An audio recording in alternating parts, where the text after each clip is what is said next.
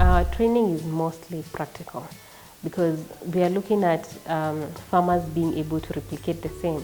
This is the Agrivoltaic project or praise, and what happens here is majorly harvesting the solar energy from the solar panels. Apart from that, we are harvesting the rainwater from the panels and also growing crops beneath the panels. So we've seen incredible results and we're happy about it, and we are glad. That is why you can see when people out there are watching us and saying yes, they have learned from Latia, and when that happens we feel good about it.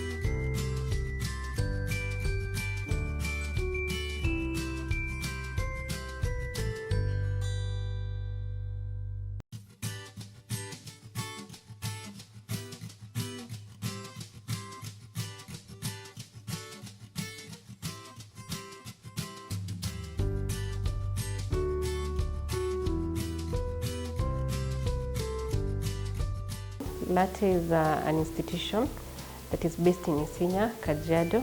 So I'm the head of training in Latia Agripreneurship Institute. The institution started in 2007 and it was officially registered as a social enterprise in 2011.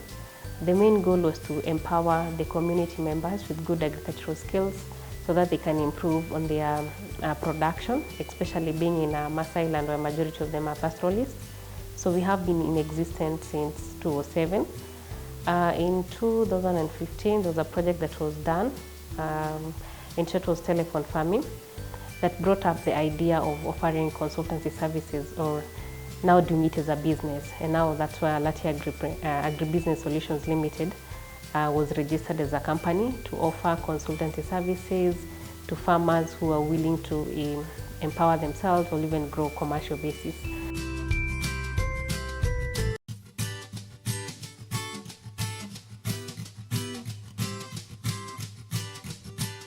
But now there was also the essence of where there are youths who want to gain the agricultural skills, but at the same time they want to advance in their career. So there's an issue of career progression, and that's resulted to registering an institution that is Latia Agripreneurship Institute to offer training, more so competence-based education training that focuses on empowering the youths with practical skills. That means they can be able to go and do it on their own.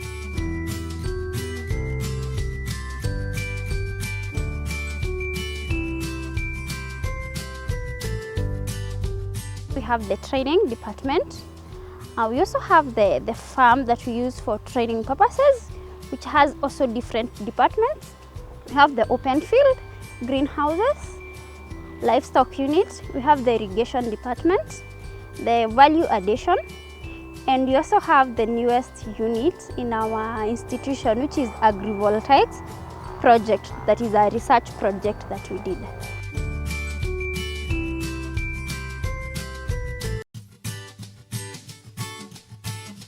This is the Agrivoltaic project or praise, and what happens here is majorly harvesting the solar energy from the solar panels. Apart from that, we are harvesting the rainwater from the panels and also growing crops beneath the panels. And the purpose of doing all those is that, one, we are getting the solar energy that is required for pumping water and powering the entire farm, which is a 60-acre farm. Apart from that, we are able to harvest the rainwater from the panels, considering that we are in Kajiado, which is a dry place and water is scarce. So we are getting water, and what does it show? It shows that you can be able to be getting water throughout the year when you're having the panels and they have the gutters.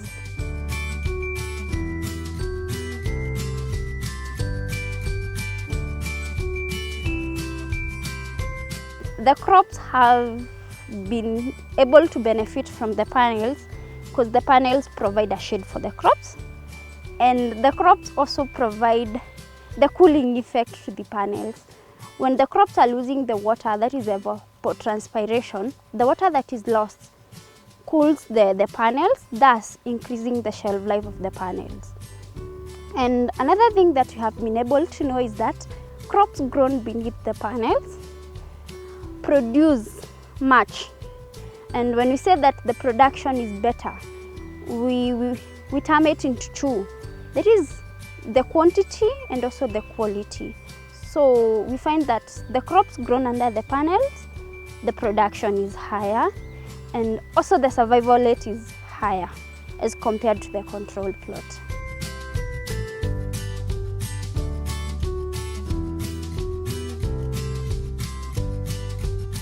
Okay, some of the crops that we have done here under the panels are like the spinach that we are having here currently. And for the spinach, it has proved it's doing very well under the panel as compared to the control plot. And as you can see, if you compare the two crops, because we are having the two crops, we have this one and we have the other one under the control.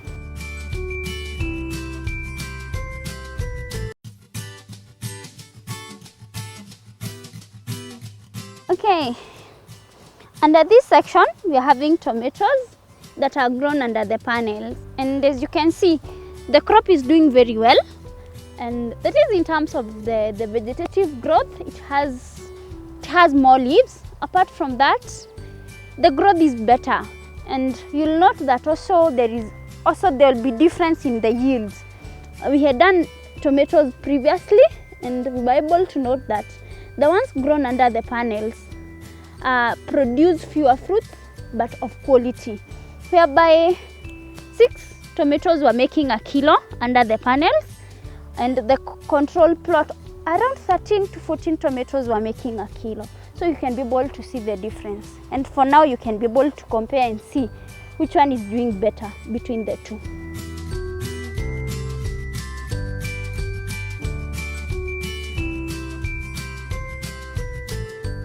Okay, on the other side we are having cabbages, and they're also 45 days old. And so we are having 4 different crops here. We're having cabbages, tomatoes, spinach, and coriander. So as you can see, the cabbages that are grown under the panels are doing very well as compared to the ones that are under the control plot. And you'll be able to see the difference between the two. And for the cabbages, we also did it again. And the cabbages that were harvested from the Agrivoltaics or the AV treated plot were better. That is the number, the one that survived were several. And apart from that, in terms of the diameter, the ones under the panels were bigger in size, and they were able to fetch higher prices in the market.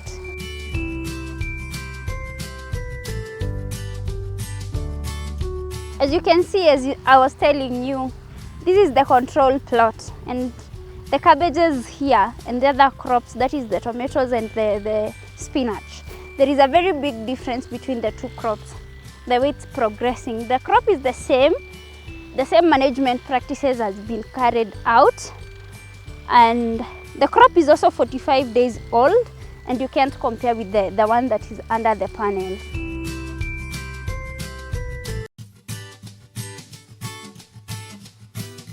We are saying it's a climate smart farming, whereby we are having the solar panels.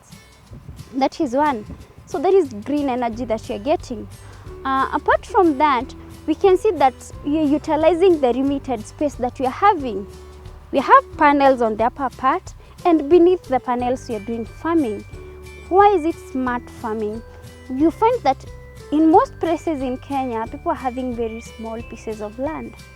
So what can they do with those small pieces of land they have for them to be able to produce? They can adapt the Agrivoltaics project, whereby you'll be having the panels, and underneath the panels you're growing crops. This is the farming whereby we are targeting to produce our crops in a safe way, that is one, so that the food will be safe for human consumption. Apart from that, we are looking at using the available materials or locally available materials that we are having without polluting the environment.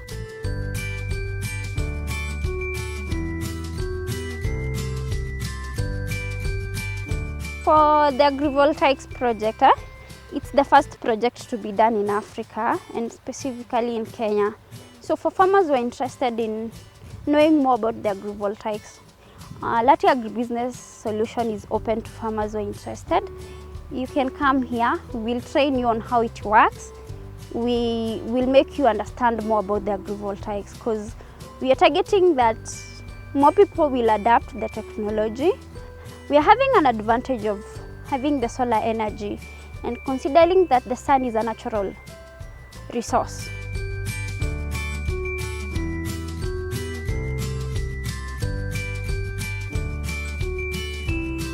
We're in Kajiado and we have been having farmers lose their livestock because of the prolonged drought seasons in Kajiado.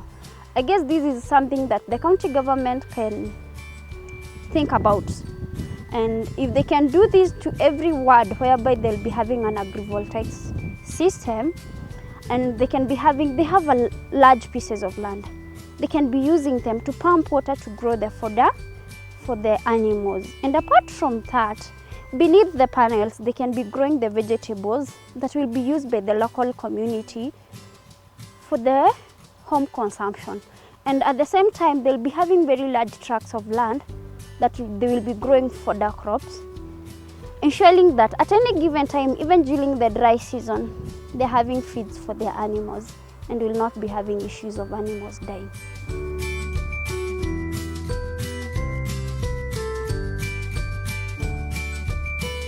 Apart from that, we are doing drip irrigation.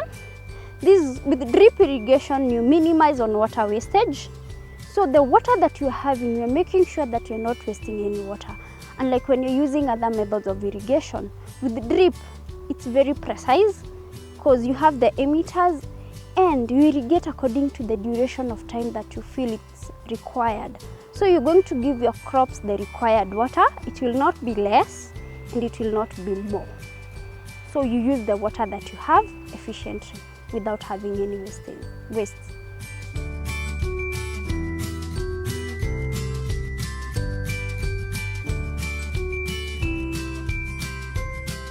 Okay, we also do greenhouse production or farming, whereby we grow crops like tomatoes and colored capsicum. We also grow lettuce. And apart from doing the production, we also offer trainings to farmers who are interested. And apart from that, we also help farmers to manage their greenhouses.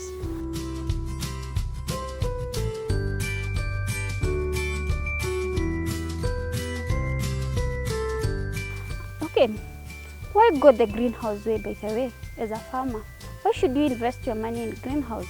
Okay, one, when you are doing greenhouse production, that is protected farming. You'll be in production throughout the year, because you'll not be affected by the weather conditions, and you'll be able to grow high value crops like colored capsicum and tomatoes, which fetch higher prices in the market, and also you'll be in the market throughout the year. Yeah, so that is the advantage of having the greenhouses, because you'll minimize on, apart from the weather part of it, you'll also minimize on the pests and also the diseases that will attack your crops.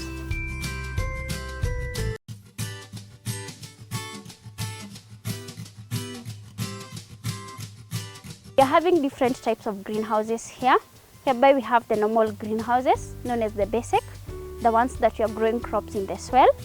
And apart from that, we have other types of greenhouse, the hydroponics greenhouse. And we also offer trainings to farmers who are interested in hydroponics also. We are having greenhouses which are under hydroponics. And also, we are also integrating technology in our farming.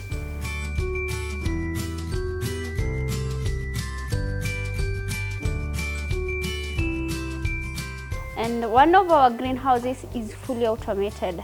And when I say it's fully automated, it means the greenhouse is able to control all the weather parameters because it has sensors. That is the humidity, the temperature, all the parameters that are required for crop growth. And apart from that, in those greenhouses, since we are not using soil, we are using soilless media.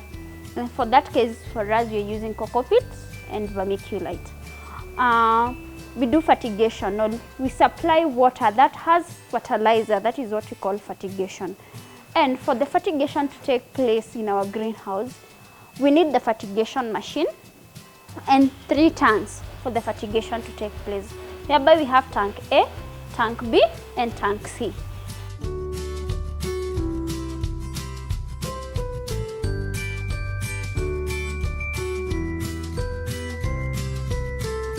Tank A has fertilizers, the specific fertilizers that we mix in tank A and others in tank B. And why we do not mix some of them, it's because when we mix some fertilizers, there is the formation of a precipitate, and then tank C has the acid.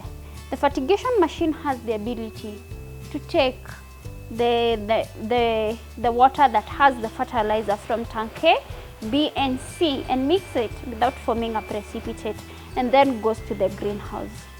Okay, we are saying that our greenhouse is automated.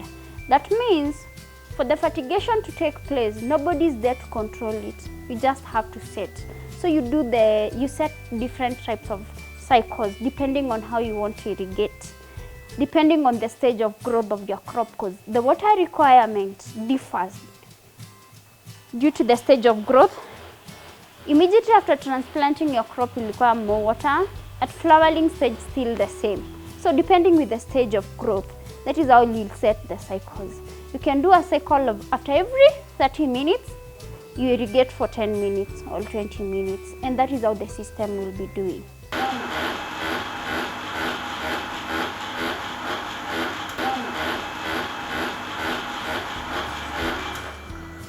Okay, we have 2 different models of machines. This is the newest machine that we acquired. So in this machine, it's able to give you the parameters. It's smart. So like now we are having a notification that is showing about the pH. It's telling us about the pH of the water. Our water is alkaline, so you have to balance the pH. That is why we are using the acid, and apart from that, it is showing the difference in the EC, and you're able to monitor everything. Even when it's irrigating, you're able to see how the irrigation is taking place, all the fertigation.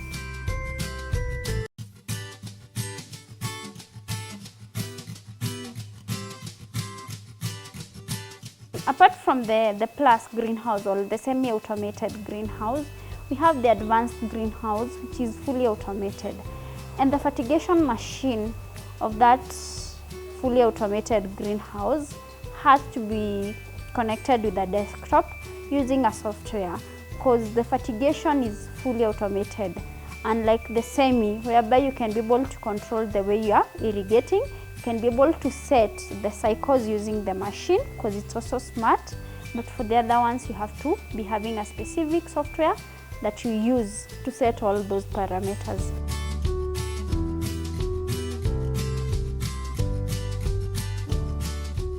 As the pump is pumping the water that has fertilizer, the water goes to the greenhouse, one of our greenhouses that we are doing research and development.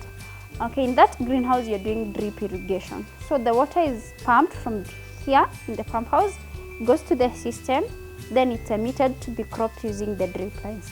This is the water that is coming from the pump house, and that has been supplied by the fertigation machine, and the water has fertilizer, and you can be able to see how the water is dripping to the crop. We have the drip line here.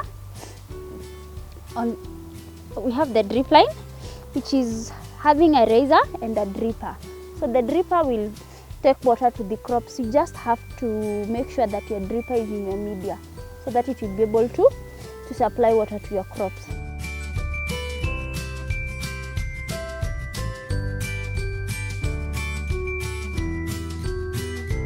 What we majorly do in the research and development greenhouse, we are doing research of natural enemies, and we're having different crops, but due to restrictions we can't go to all crops. So we have introduced different natural enemies that feed on harmful pests. So that is why we have introduced them. So we are doing research to see how they're feeding on the others, is the population high, all those parameters. But we have also a control plot or a cage that we live with no natural enemies, so that we can be able to see. But before introducing the natural enemies, you have to come here, do scouting, and see if they are the pest that you're targeting, because different natural enemies target specific pests. So you have to come do scouting, see, you also know the population, and if they're not there, you also record they're not there. Then from there, you will be monitoring how the progress is, and if the pests were present after introducing the natural enemies, what happened. And in case the pest, the population is very high, you're supposed to do a chemical, but a chemical that is compatible with the natural enemies.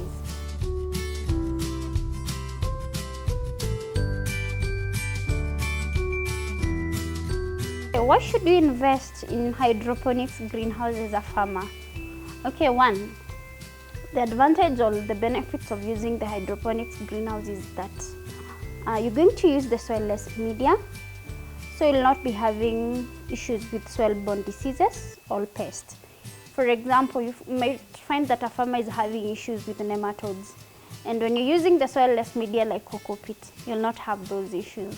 Apart from that, you're able to fight diseases such as bacterial wilt or fusarium wilt as a farmer, but also depends with the hygiene and the management practices that you carry out in your greenhouse. Because if we are not very careful when it comes to the hygiene, you might end up spreading those diseases. But the advantage of cocoa peat is that it doesn't have any pathogens, it doesn't have weeds, it doesn't have soil-borne pests at all. That makes it more ideal for use to grow the crops. Then it has a high water retention capacity. That means it's not going to, the amount of water that you're going to use will not be that much, and it will be able to conserve more water because the retention capacity is high.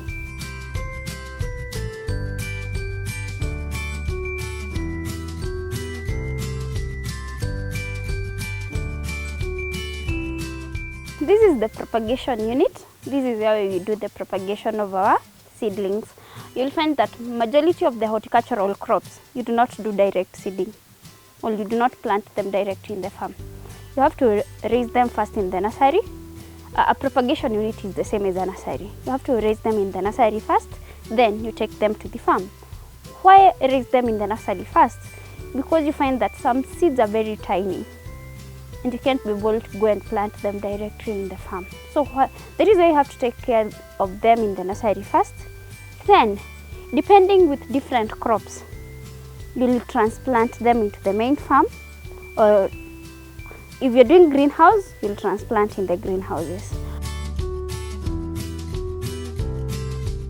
Majority of the horticultural crops take between 21 to 30 days before you transplant them. So for example, you're having cabbage here. For the cabbages, they take 5 to 7 days to germinate, and they take between about 28 days, then they're ready for transplanting.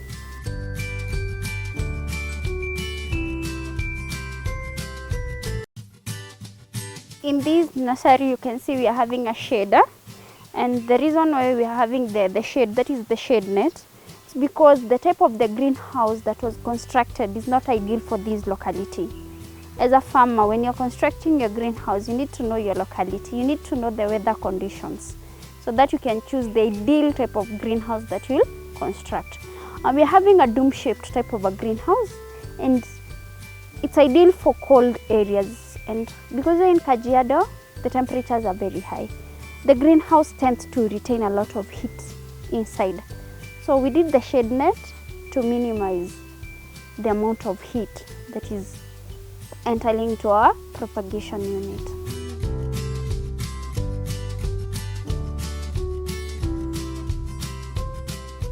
Apart from that, you can see we are having the tables, and the tables are raised about 1 meter high. This is to avoid issues with contamination, because you find that some fungus and bacteria are present in the soil, And when you're doing the watering, if the water splashes back to the seedlings will be affected and they'll get infections. And for that case, we're also using soilless media in our propagation. And we are majorly using cocoa pits and vermiculite. And apart from that, we're using the seedling trays to propagate the seedlings.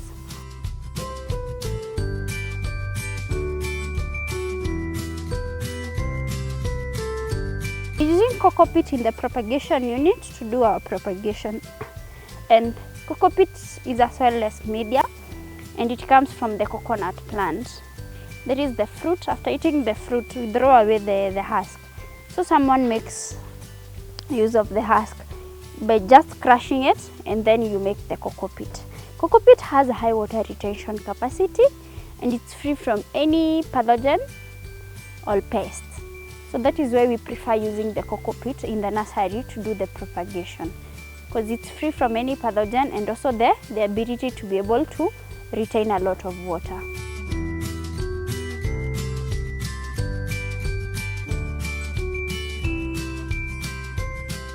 Why should we be having a propagation unit? Why invest in a propagation unit? The reason why you should invest in having a propagation unit like this is because you're going to get healthy seedlings which are free from pests and diseases. We're using cocoa pit which is free from any pathogens, so you are assured of quality. Another thing is, when you propagate your seedlings, you're able to know how the seedlings grew from the nursery. You have the history of that crop. So even if you'll be having issues when the crop is older, you'll be able to address them, unlike when you buy the seedlings. Apart from that, this is also a business by itself. As a farmer, you can decide to be doing propagation purely, and you'll be selling the seedlings to other farmers who cannot afford to be having this kind of a propagation unit.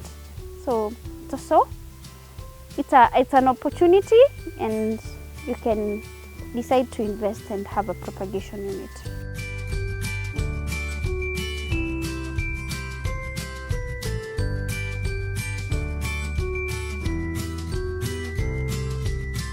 Let me talk about the soil. Generally, when we talk about the soil when you're growing our crops, it's very good for the farmers to understand that it's very good for them to take their soils for testing, because majority of the farmers are doing farming, but they do not know about the soils or the soils they're using. And let me take a very good example. Majority of the farmers in Kenya use DAP or diammonium phosphate for planting, and without considering if their soils are acidic or the soils are alkaline. So it's very important for a farmer to take the soil samples and take the samples to the lab for soil testing. That way the farmer will be able to know the pH of the soil, the nutrients that are available or the ones that are lacking, and with that they'll be given the recommendation on the appropriate fertilizer to use when growing their crops. This will help in controlling nutrition deficiencies.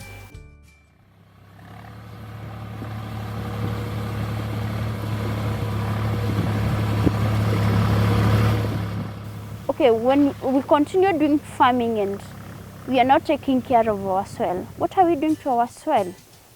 We are misusing our soil. We are making our soil not to be suitable for farming. So if you have the knowledge and you have those results, as a farmer, you're able to amend your soil. You're able to make your soil to be more useful, even for the future generation that will come. But if you're not going to do that, we'll end up with soils that are not suitable for growing crops, because the soils will be very bad. It's either the soils will be very acidic or the soils will be very alkaline. And with that, you find that different crops do very well under a specific pH range, and most of them do well under neutral pH.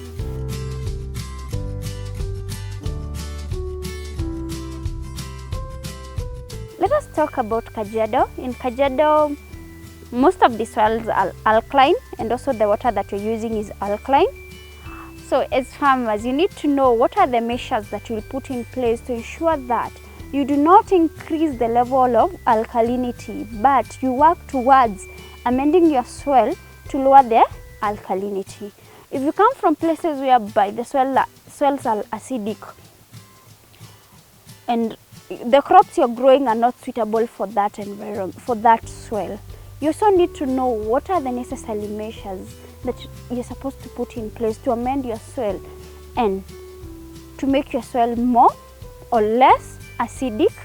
You make it to be neutral so that the crops will be able to grow well. Because failure to that, you'll have a lot of issues with deficiencies, because the pH will affect the uptake of specific nutrients. They might be present in the soil, but due to the pH, they are locked and they are not available to the plants.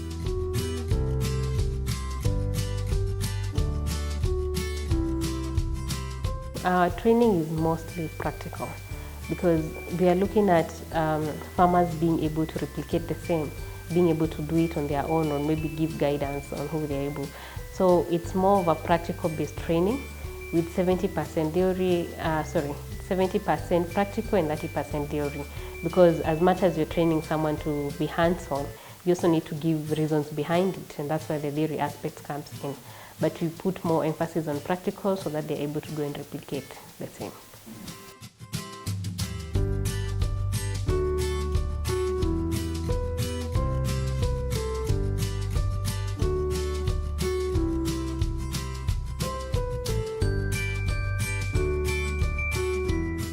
My name is David Samperu, a trainee in Latia Agribusiness Institute, whereby I came here to learn about the agriculture as a young man, due to I need to go and do advance in our home place.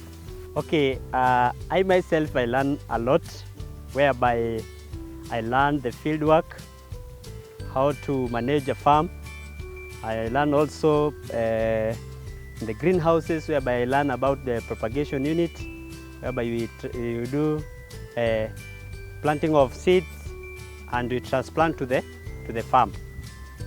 And also I learned how to make a bed in a farm, whereby I can raise my bed by by making soil in a small place, whereby I can make a long bed with a drip line on top, which drip line can help to transfer water easily, so that my crops will grow easily.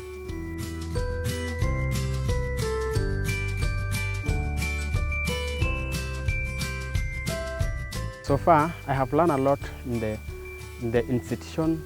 For now, I know how to manage my crops, like doing some gapping, thinning, and crop protection. And somehow, I know how to control pests attacking crops. Myself, I decided to do it because it's very simple, and if you learn the skills and get the skills from our teachers who are teaching us in Latia, we go and apply.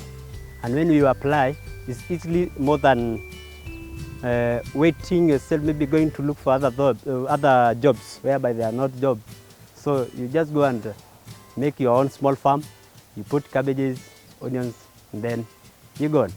When I go back to the community, I will help the community and I will help myself doing some agriculture, which I will not be in a line crawling for finding out jobs. I will start my business and start my own agriculture and be self-employed. There is a lot of cows and goats, but actually I see like agriculture is one of the things that can help me to get at least to get an advance of getting money, so that I will buy those cows, and also to manage also them. Yeah, by producing some maize stocks and giving them during the drought time. I think being in a semi-arid area, one is that, and also a pastoralist community, most of them or the community members do not focus on growing of the crops. And more so being pastoralist community, then their main focus is pastoralism. But sometimes it's not sustainable because of the decreasing land sizes. We all understand there's a lot of land fragmentation, but as well as there was a need to equip them to give them more skills so that they can increase the capacity in terms of crop production, mixed farming, or, well, yes, they're keeping livestock, but how do they do it in a sustainable way so that they don't, there's not a lot affected by the erratic rains.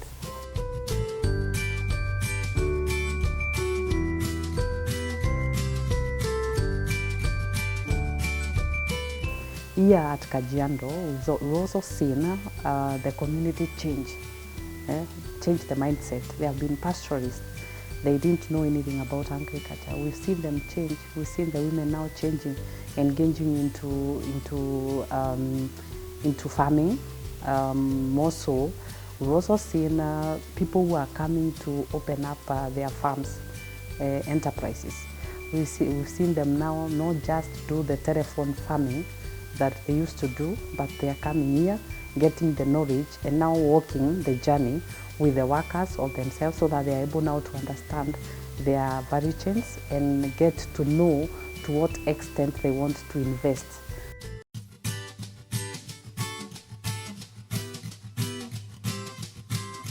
The impact is there, and also like an organization, we have implemented community projects, like for example, training the community members on how to grow vegetables in a smaller kitchen garden, utilizing the minimum resources that are available. And this has a positive impact because they no longer travel those long distances to go to the market to get the vegetables like the sukuma wiki and kales. And this also improves on their dietary needs, because if they are trained on how to do vegetables, they're trained on how to do poultry, then they have a good source of nutrients from their diets. Yes, we do extension services to farmers out there, and basically we do to small-scale farmers, large-scale farmers, and we also do what we call managing farmers, either for commercial projects or funded projects. And you find that the main reason of doing this is we realized farmers out there, they don't have the knowledge of running economically viable value chains. So they just go into farming just because they found it happening. And with the emerging technologies like conservation agriculture, climate smart technologies, they might not be able to know or have the knowledge on how to have it now incorporated in their value chains. So yes, we do it. We go out there. We usually have the farmers in what we call farmer field schools, whereby now farmers come together from a certain village or a community, people with some common interest, and then now we try now to change them to be agripreneurs. So we've seen incredible results, and we're happy about it, and we are glad. That is why you can see when people out there are watching us and saying, yes, they have learned from Latia, and when that happens, we feel good about it.